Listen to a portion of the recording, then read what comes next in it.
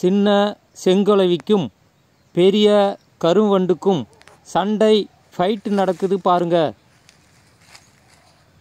இந்த சின்ன செங்குளவி கருவண்டை எப்படி மிதித்து கடிக்கிறது பாருங்க. செங்குளவி கருவண்டை கொண்டு விட்டது பாருங்க.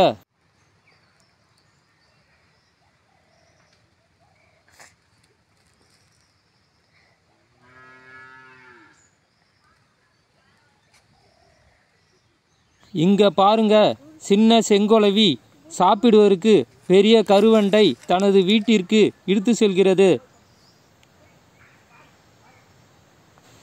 இந்த சின்ன செங்குளவி கடினமாக போராடி பெரிய கருவண்டை கொன்று இழுத்து செல்வது போல் நாம் கடினமாக போராடினால் எவ்வளவு பெரிய செயலாக இருந்தாலும் அதை செய்து முடிக்கலாம்.